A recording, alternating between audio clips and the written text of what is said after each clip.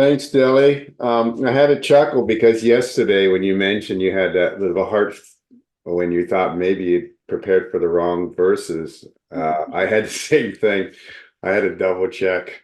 That'd be great showing up with 19 and 20, and I'm supposed to be doing 21 and 22 or something. But anyway, yeah, especially on the Sunday there when he was preaching from 18, I thought, wait a minute, that doesn't, anyway.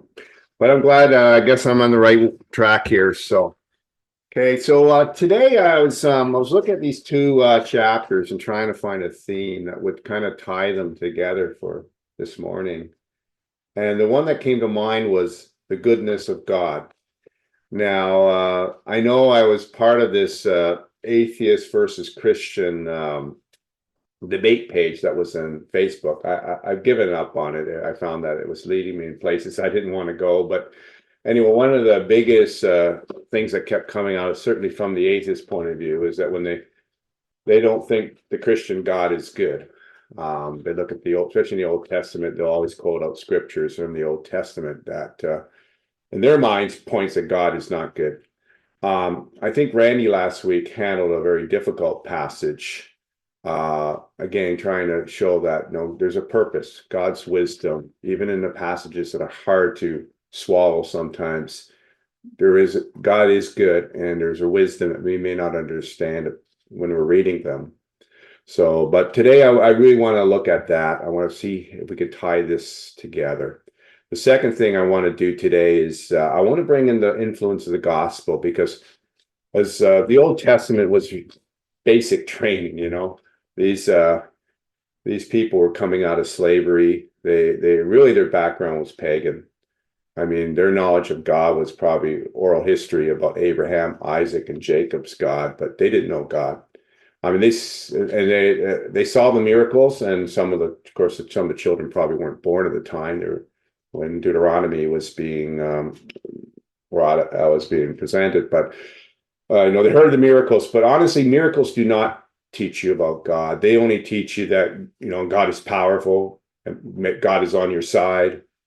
But they don't really teach you about the character of God, who God really is. The miracles cannot do that. And sometimes they can give you a false picture of God as well. So really, we learn about God through his word. And in the Old Testament, and certainly in the book of the law, this was the introduction to God, to his people. So it's, to say that was the end of the introduction, no. I think the gospel is through the gospel that God reveals himself more fully to us through Jesus Christ. We learn about grace and about truth. So that's kind of the where I'm going with this today. I want to make a bold statement. I think that all that is good in society can be traced to the influence of the gospel. I want to say that in Western society, all that is good in society can be traced to the influence of the gospel. Okay, that's a statement for today. Jesus Christ is Lord, and I believe he's executing his will in the world despite the rebellion of sinful humanity. God is good. And definitely we're very aware of rebellion that's going on in our society today. So it's through the gospel that the influence it's through the gospel that God reveals himself more fully. Okay, so let's start with our passage. And the first part I'm reading here is 19. And in this, I believe that God is showing us goodness relative to judicial matters. Okay, so let's start at 19. And I'm reading from the new NLT, the New Living Translation, because I find it, for devotional purposes, I really enjoy this version. When the Lord your God destroys the nations whose land he's giving you, you will take over their land and settle in their towns and homes. Then you must set apart 3 cities of refuge in the land the Lord your God is giving you. Survey the territory and divide the land the Lord your God is giving you into 3 districts, with one of these cities in each district. Then anyone who has killed someone can flee to one of the cities of refuge for safety. If someone kills another person unintentionally without previous hostility, the slayer may flee to any of these cities to live in safety.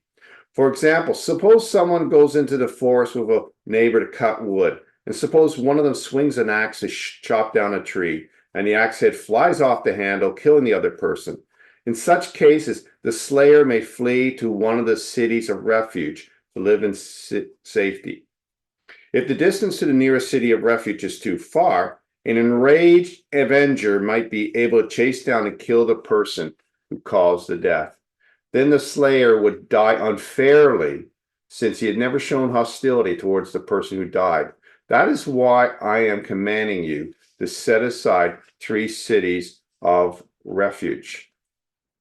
And if the Lord enlarges your territory as he swore to your ancestors, and gives you all the land he promised them, you must designate 3 additional cities of refuge. He'll give you this land if you're careful to obey all the commands I have given you. If you always love the Lord your God and walk in his ways. That way, you'll prevent the death of innocent people in the land the Lord your God is giving you as your special possession. You will not be held responsible for the death of innocent people. But suppose someone is hostile towards a neighbor and deliberately ambushes and murders him and then flees to one of the cities of refuge. In that case, the elders of the murderer's hometown must send agents to the city of refuge to bring him back and hand him over to the dead person to be put to death. Do not feel sorry for that murderer.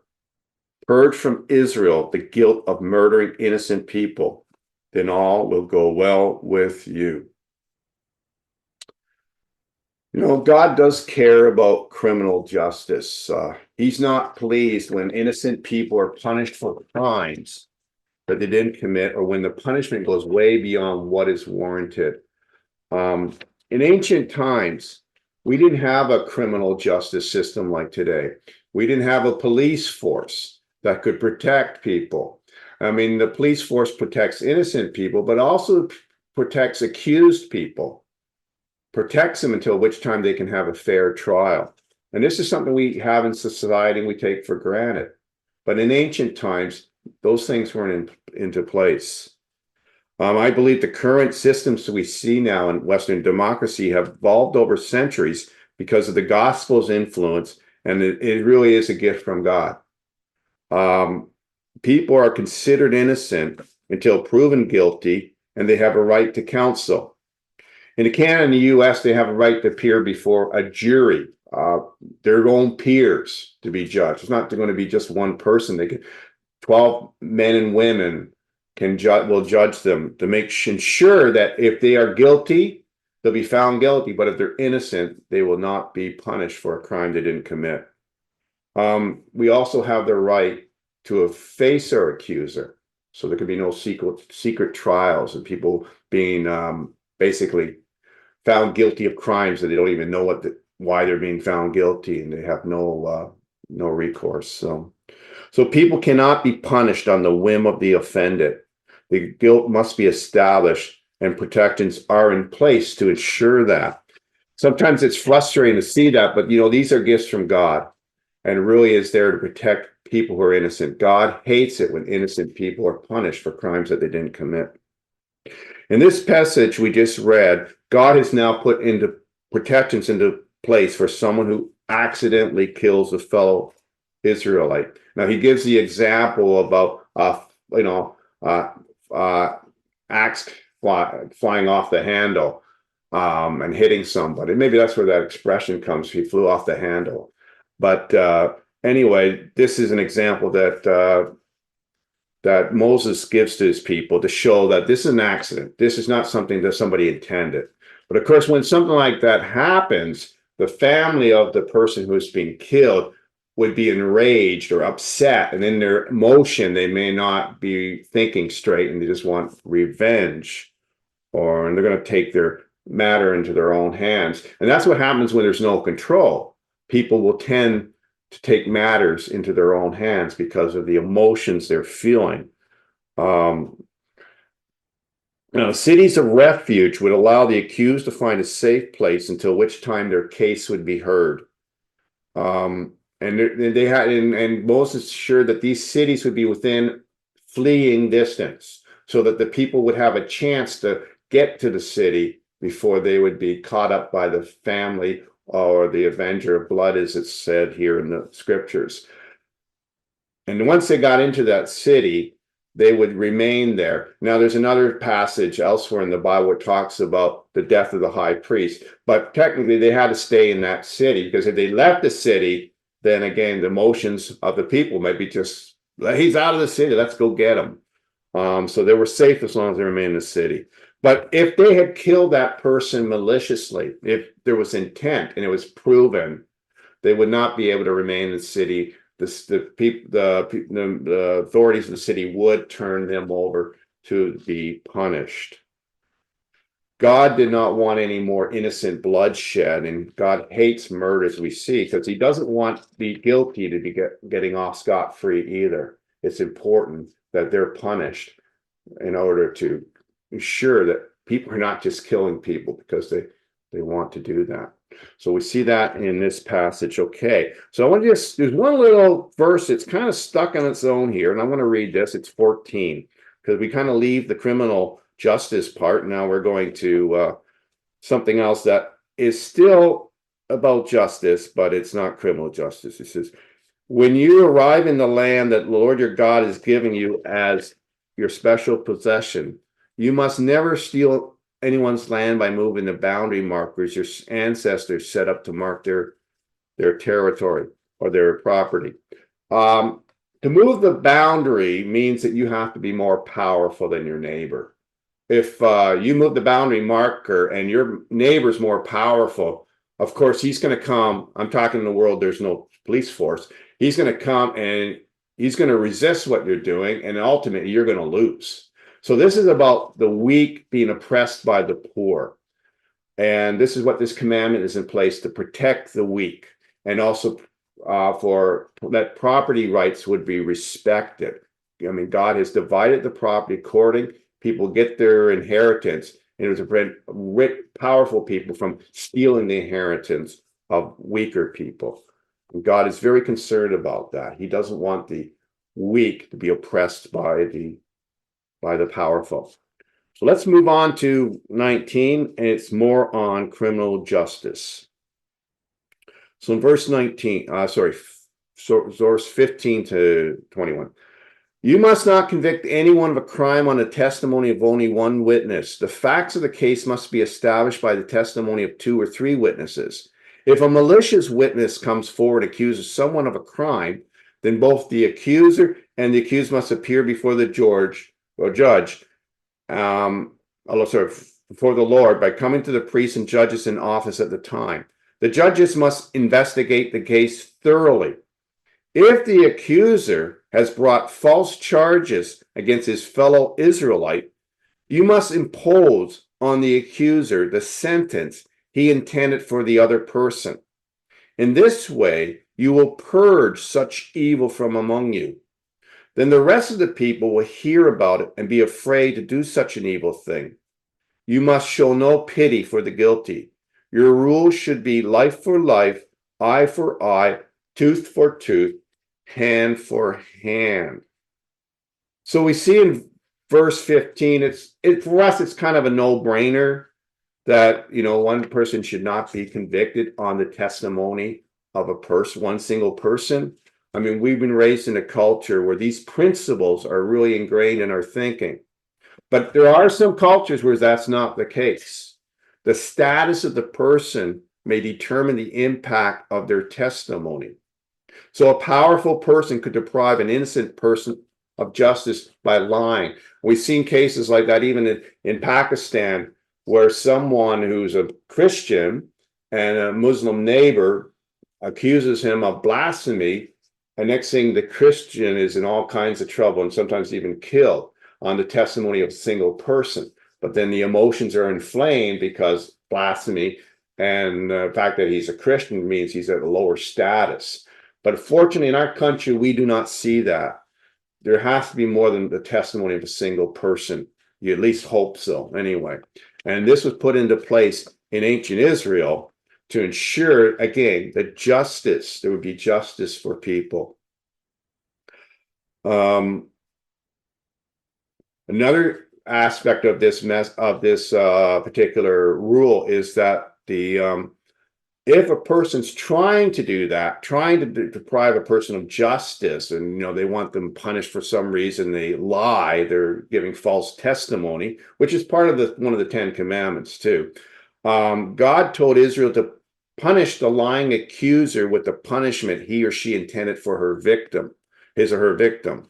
And this is the idea of a deterrence. We see that in the Old Testament. A lot is deterrence.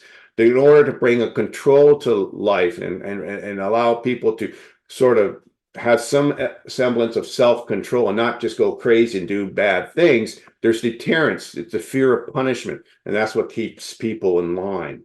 So that's why that's there. Verse 21, it seems very harsh.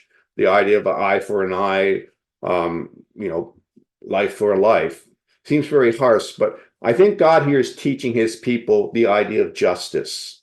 If a person murders someone, it's only just that they forfeit their own life.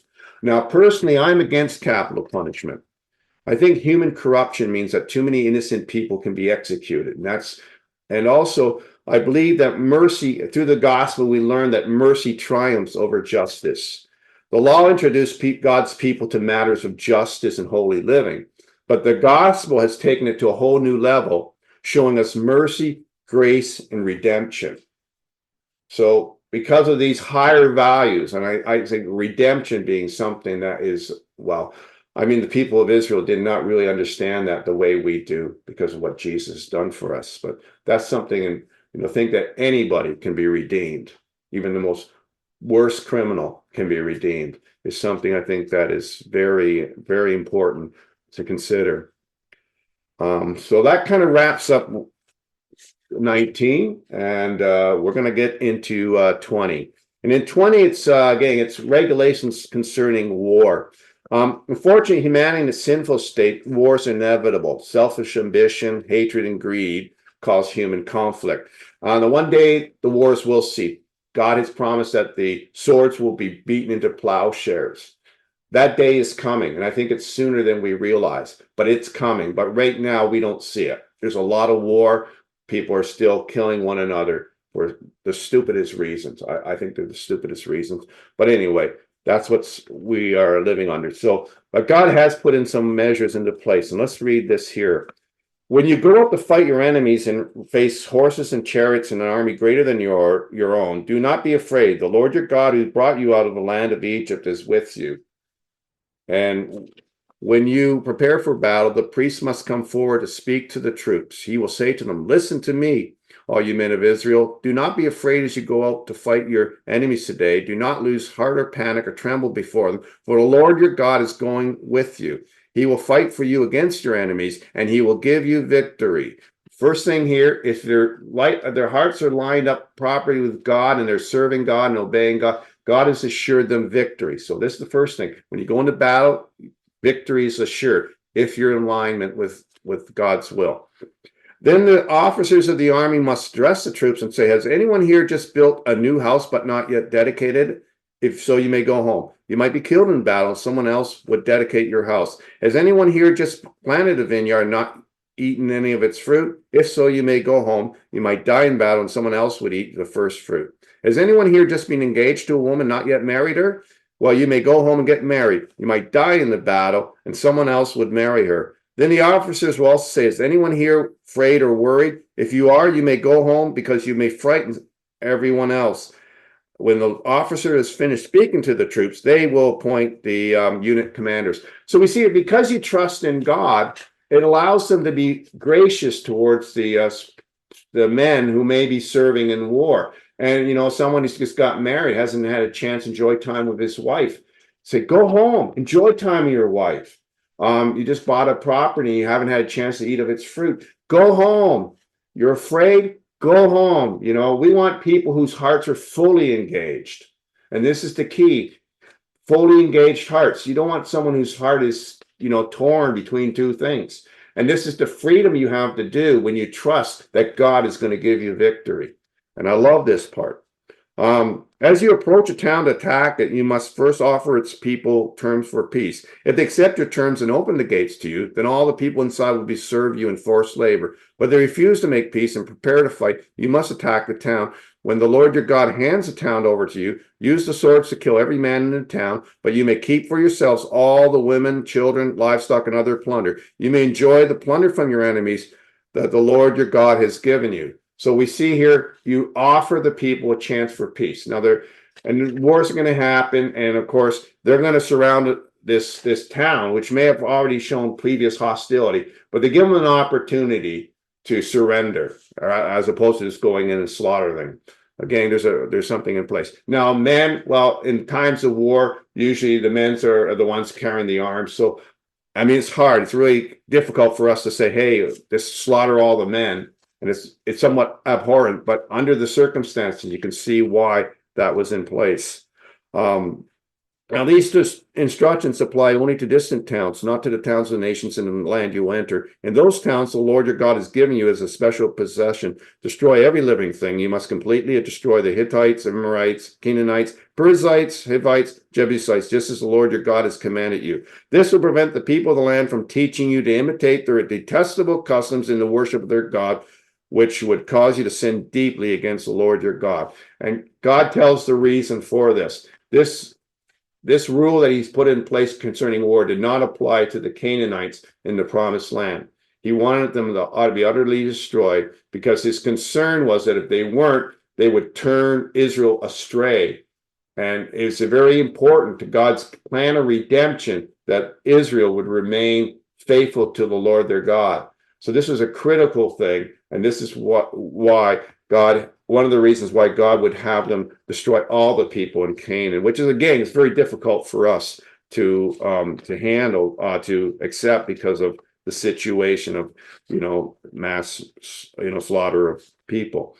And finally, when you are attacking a town and the war drags on, you must not cut down the trees with your axes. You may eat the fruit, but do not cut down the trees. Are the trees your enemies that you should attack them? You may only cut down trees that you know are not valuable for food. Use them to make the equipment you need to attack the enemy until it falls. And lastly, sometimes God's word is there to teach us common sense. I mean, in a siege of a city, they might get very impatient, and human nature tends to be very short-sighted. And God's putting this commandment in place to say, hey, don't destroy the fruit trees. You're going to want them later. I know you're impatient. You want to get this town, but don't destroy the fruit trees. So in closing, I want to just look at, again, how the gospel has had influence on war.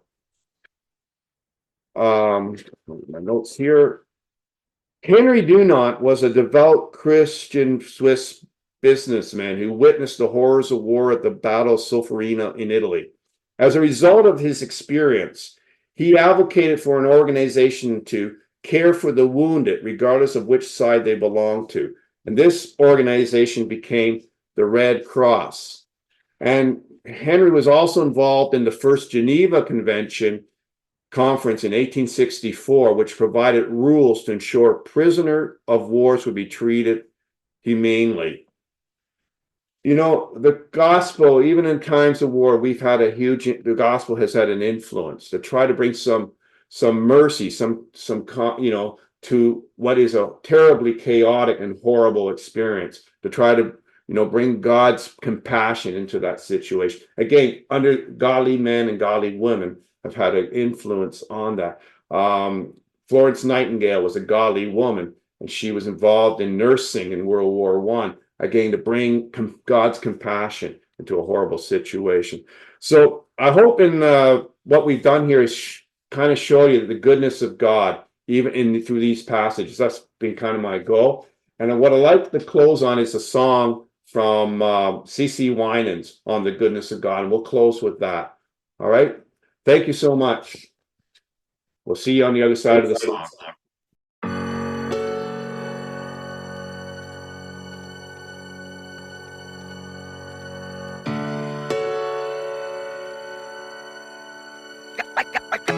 One to the two, and two to the three. Let the world see the Holy Trinity.